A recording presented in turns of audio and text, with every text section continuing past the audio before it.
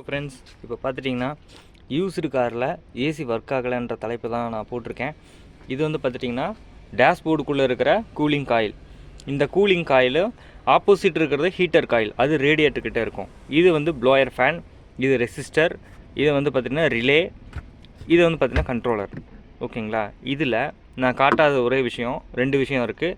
அது ரேடியேட்டர்கிட்ட இருக்கிற cooling coil நான் உங்கள்கிட்ட காட்டல, ஹீட்டர் காயில் காட்டல, ஒரு ஃபியூஸ் கேரியர் காட்டல. ஏசிக்கு உண்டான விஷயம் இது தான். ப்ளஸ் ஒரு கம்ப்ரெசர். இது இருந்தால் போதும், நமக்கு ஏசி வந்து ஒர்க் ஆகும். இப்போ வந்து பார்த்துட்டிங்கன்னா கூலிங் காயில் என்ன ஃபால்ட்டுன்னு பார்க்கலாம். கூலிங் காயில் பாருங்கள், இங்கே ப்ளூ கலரில் வந்திருக்கா, தெரியுதுன்னு நினைக்கிறேன். இந்த ப்ளூ கலர் வந்துச்சுனாலே உங்களுக்கு கூலிங் காயில் ப்ராப்ளம்னு அர்த்தம். அதாவது கேஸ் வந்து நம்ம ஆக்சிஜன் கூட ரியாக்ட் பண்ணும்போது பார்த்துட்டிங்கன்னா இப்படி நடக்கும், ப்ளூ கலர் நடக்கும். அப்போது கேஸ் வந்து லீக் ஆகுதுன்றதை நம்ம புரிஞ்சுக்கலாம். இந்த கூலிங் காயில் நம்ம யூஸ் பண்ண முடியாது. எப்படி தான் நீங்கள் கேஸ் ஃபில் பண்ணாலும் இந்த வழியாக லைட்டாக லீக் ஆகிட்டே இருக்கும். ஃபில் பண்ணாலும் ஒரு 4 நாள் 5 நாள் தான் நிற்கும், அப்புறமா போயிடும். இந்த ஃபேன் பார்த்துட்டிங்கன்னா, ப்ளோயர் ஃபேன் பார்த்துட்டிங்கன்னா நமக்கு புஷ்ஷு கட் ஆகிருக்கும். இங்கே பாருங்கள், ஷேக் வருது, உங்களுக்கு தெரியுதா? இந்த மாதிரி ஷேக் வந்தாலும் நமக்கு ஃபேன் வந்து பிரச்சனையாகும். இந்த ஷேக் வந்துச்சு அப்படின்னா கண்டிப்பாக வந்து ஃபியூஸ் போகும், ரிலே போகும், ரெசிஸ்டர் போகும். ரெசிஸ்டர் எப்படி போகுதுன்னு பாருங்கள். அதாவது இப்போது ஃபேன் வந்து ஸ்டெபிலிட்டியாக சுற்றணும். ஓகேங்களா? ஒரு கிராவிட்டியில் ஸ்டெபிலிட்டியாக சுற்றணும். அப்போது ஸ்டெபிலிட்டியை சுற்றலை, இந்த மாதிரி ஷேக் ஆகிட்டு சுற்றுது அப்படின்னா உள்ளுக்குள்ளே இருக்கிற ப்ளஸ்ஸும் மைனஸும் ஆர்மிச்சூரில் தாறுமாறாக இதாகிறனால நமக்கு ரிலேவும் ரெசிஸ்டரும் ஃபியூஸும் போகிறக்கான சான்சஸ் ரொம்ப அதிகம். அதாவது வந்து பார்த்துட்டிங்கன்னா இது வந்து வேகமாக போய் குழியிலலாம் விட்டு ரஃப்பாக ஓட்டுறாங்க இல்லையா, நல்லா அடித்து ஸ்பீடாக ஓட்டுவாங்க. அப்போது இந்த ஃபேனும் அடிபட ஒரு சான்சஸ் இருக்குது. அதுலேயும் வேகமாக போய் குழியில் விடுறனால தான் பிரச்சனைன்ட்டு இல்லை, கொஞ்சம் கவனமாக போனால் கொஞ்சம் சேஃபாக இருக்கும்னு நான் என்னோடய தாட்டு. ஓகேங்களா? அதுக்காக நான் சொன்னேன், வேறு எதுவும் நினச்சிக்காதீங்க. அப்புறம் இந்த ரெசிஸ்டர் வந்து பார்த்துட்டிங்கன்னா, ரெசிஸ்டர் வந்து ரொம்ப ஹீட் ஆகி நமக்கு ப்ராப்ளம் ஆச்சுன்னா இந்த மாதிரி ஒர்க் ஆகாமல் போயிடும். 1 2 3 கண்ட்ரோல் வந்து ஒர்க் ஆகாமல் போயிடும். 1 ப்ரெஸ் பண்ணோன்னு பார்த்துட்டிங்கன்னா இங்கேருந்து நமக்கு கண்ட்ரோல் லைன் வந்து போயிட்டே இருக்கும். இது வந்து ப்ளோயர் ஃபேன் கிட்டேயே வந்து வச்சுருப்பாங்க, இது ஓவர் ஹீட் ஆகிறதுனால. அப்போது நமக்கு ரெசிஸ்டரில் 1 2 3 ஒர்க் ஆகாது, ஒவ்வொரு காரில் 4 வச்சா ஒர்க் ஆகும். ஓகேங்களா? இது என்ன கம்ப்ளைண்ட்னா, இது ரெசிஸ்டர் தான் கம்ப்ளைண்ட்டு. ரிலே வந்து பார்த்துட்டிங்கன்னா ஓவர் ஹீட் ஆகுது, ஃபேனில் ஏதோ பிரச்சனை ஆகுது அப்படின்னா கண்டிப்பாக இது கட் ஆஃப் ஆகி நின்றும், ஃபியூஸும் போயிடும். இப்போது இந்த கண்ட்ரோல்குள்ளே வரலாம். இந்த கண்ட்ரோல் பார்த்துட்டிங்கன்னா இது வந்து பழசு. இது ஏன் தூக்கி போட்டாங்கன்னா, இங்கே கண்ட்ரோல் எல்லாமே சுத்தமாக போச்சு, இந்த பட்டன்ஸ் எல்லாம் இல்லை, அதனால் சேஞ்ச் பண்ணிட்டாங்க. அதனால் உங்களுக்கு இந்த வீடியோவில் ஃபுல்லாக காட்டுறதுக்கான சான்சஸ் எனக்கு கிடச்சிருக்கு. இப்போ பார்த்துட்டிங்கன்னா ரெசிஸ்டர் போச்சுன்னா 800 ருபீஸ்லேருந்து 1000 ருபீஸ்க்குள்ளே வரும். ரிலே வந்து பார்த்துட்டிங்கன்னா 200 250 வரும். ஃபேன் பார்த்துட்டிங்கன்னா கண்டிப்பாக 3000 கிட்ட வரும்.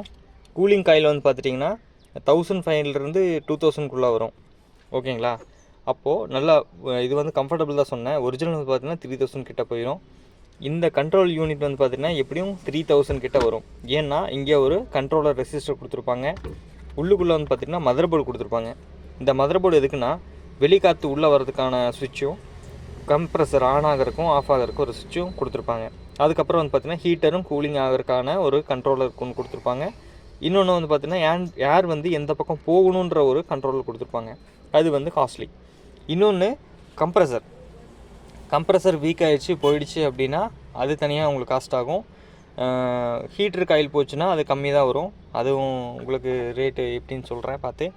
இப்போ பார்த்துட்டிங்கன்னா, இப்போ ஏசி ஒர்க் ஆகலைன்னா இத்தனை விஷயங்களை நம்ம நோட் பண்ண வேண்டியது இருக்குது. ஓகேங்களா?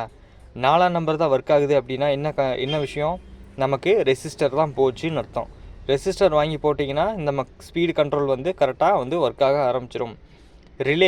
அந்த ரிலே ஒர்க் ஆகாமல் போயிடுச்சுன்னா எல்லாத்துக்குமே பவர் சப்ளை போகாது, ஃபீஸ் போனாலும் பவர் சப்ளை போகாது.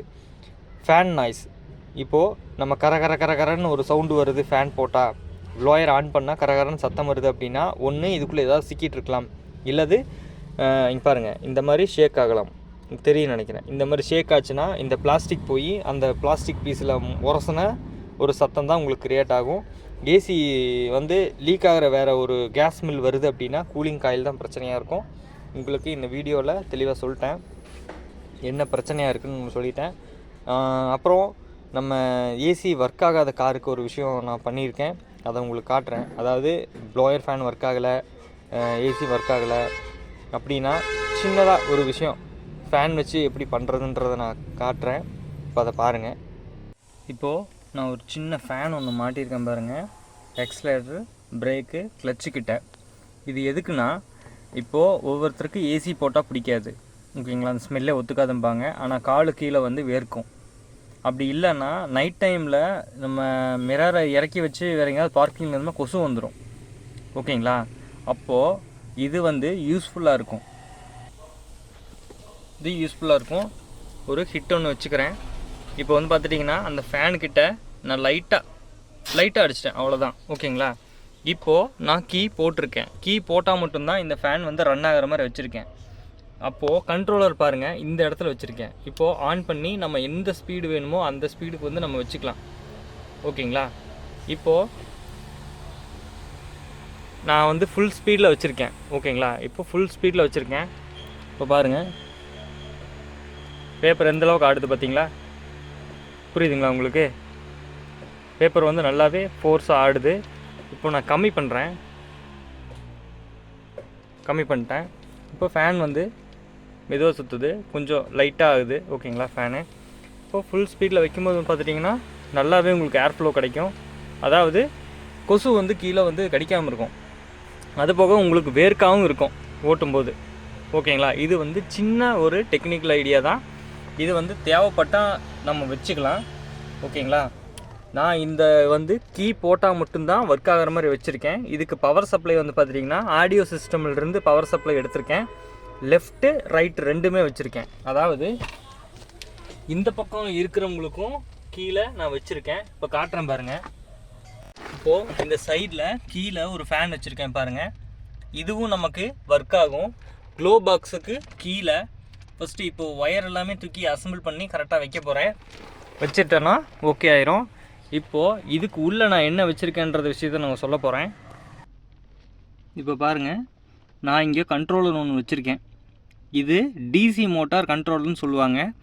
இது வந்து பார்த்துட்டிங்கன்னா எல்லா எலக்ட்ரிக்கல் கடையிலையும் கிடைக்கும், ப்ராஜெக்ட் பண்ணுற கடையில் கண்டிப்பாக கிடைக்கும். இது வந்து பார்த்துட்டிங்கன்னா இன்புட்டு அவுட்புட்டு நம்ம கொடுக்க வேண்டியது இருக்கும். இங்கே இன்புட்டு, இங்கே அவுட்புட்டு. நான் ஸ்டிக்கர் ஒட்டியிருக்கனால உங்களுக்கு அப்படி தெரியுது. இது வந்து பார்த்திங்கன்னா ஒரு 99 ருபீஸ் வரும், 100 ருபீஸ் வச்சுக்கோங்க. அப்போது அந்த ஃபேன் வந்து பார்த்துட்டிங்கன்னா ஒரு 400 ருபீஸ் வந்தது.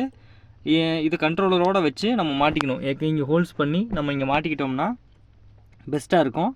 கால் வந்து ஒவ்வொருத்தருக்கு வேர்த்துக்கிட்டே இருக்கும், ரன்னிங்கில் வியர்த்துக்கிட்டே இருக்கும். அவங்களுக்கு இது சப்போர்ட்டாக இருக்கும் இந்த இது. அப்புறம் வந்து பார்த்துட்டிங்கன்னா நம்ம பார்க்கில் நிற்கும்போது கொசு வந்து நிற்கும், கடிச்சிக்கிட்டே இருக்கும் காலில், நம்ம தட்டிக்கிட்டே ஓட்டுற மாதிரி இருக்கும். அப்போ வந்து இது கொஞ்சம் ஸ்பீடு வச்சுக்கிட்டிங்க அப்படின்னா உங்களுக்கு கம்பல்சரி வந்து ஒன்றும் கிடைக்காது, கொஞ்சம் டிஸ்டர்பாகவும் இருக்காது. இப்போ பாருங்கள், நான் ஃபேன் ரைஸ் பண்ணும்போது அந்த பேப்பரை வாட்ச் பண்ணுங்கள், அப்போ தான் உங்களுக்கு தெரியும். நான் இப்போது ரைஸ் பண்ணுறேன், இதை தெரியுதுங்களா. இப்போது நல்லாவே காற்று வருது. இங்கே இது வரைக்கும் உங்களுக்கு ஏர் ஃப்ளோ நல்லாவே இருக்குது. எவ்வளோ ஸ்பீடு வேணுமோ அவ்வளோ ஸ்பீடு வச்சு நம்ம இங்கே ஆஃபும் பண்ணிக்கலாம். கீயை வந்து ஆஃப் பண்ணிட்டிங்கன்னா உங்களுக்கு டோட்டலாக வேலை செய்யாது. இப்போது நம்ம அந்த கண்ட்ரோல் வச்சு ஆன் பண்ணால் கூட ஃபேன் வந்து ரன் ஆகாமல் தான் இருக்கும். இப்போது கீ ஆஃப் பண்ணிட்டா அந்த கண்ட்ரோலை நம்ம யூஸ் பண்ண முடியாது. ஏன்னா குழந்தைக்கு திடீர்னு ஆன் பண்ணி விட்டுட்டு போயிட்டாங்கன்னா நமக்கு லோ பேட்டரி நடந்துடும். அதனால் வந்து பவர் சப்ளை ஆஃப் பண்ணால், கீ ஆஃப் பண்ணால் பவர் சப்ளை ஸ்டாப் ஆயிடணும். இதுதான் பெஸ்ட்டான ஐடியா.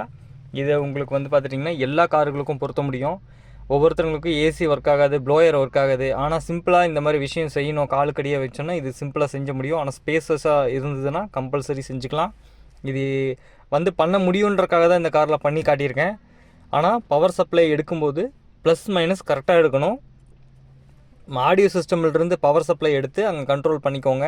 எங்கேயும் ஷார்ட் சர்க்யூட் இல்லாமல் தயவு செஞ்சு வேலை பாருங்கள். நீட்டாக இருக்கும் இந்த வேலை இருக்கும். இந்த ஐடியா வந்து உங்களுக்கு பிடிச்சிருக்குன்னு நினைக்கிறேன். கமெண்ட் பண்ணுங்கள், லைக் பண்ணுங்கள், சப்ஸ்கிரைப் பண்ணுங்கள். நெக்ஸ்ட்டு வந்து ஒரு என்டர்டைன்மெண்ட்டான ஒரு வீடியோ பண்ண போகிறேன். அதாவது ரேடியேட்டரில் தண்ணி ஸ்ப்ரே பண்ணுறதெல்லாம் பார்த்துருப்பீங்க யூடியூப்பில். நான் அதை எப்படி பண்ண முடியும், எவ்வளோ லோ காஸ்ட்டில் பண்ணலாம், அதை பண்ணுனா என்னென்ன விஷயங்கள் நடக்கும். மைனஸு ப்ளஸ்ஸு எல்லாம் சொல்ல போகிறேன். அதை நான் எந்த ஒரு கார்களுக்கும் அதை செய்ய முடியும். நான் உங்களுக்கு பண்ணுறேன். அடுத்த வீடியோ பாருங்கள். இது லைக் பண்ணுங்கள், கமெண்ட் பண்ணுங்கள், சப்ஸ்கிரைப் பண்ணுங்கள். ரொம்ப நாளாக வீடியோ போடலை, இப்போ கொஞ்சம் டைம் கிடச்சிருக்கு, நல்லா போடுறேன். இந்த வீடியோ உங்களுக்கு பிடிச்சிருக்குன்னு நினைக்கிறேன். தேங்க்யூ ஃபார் வாட்சிங்.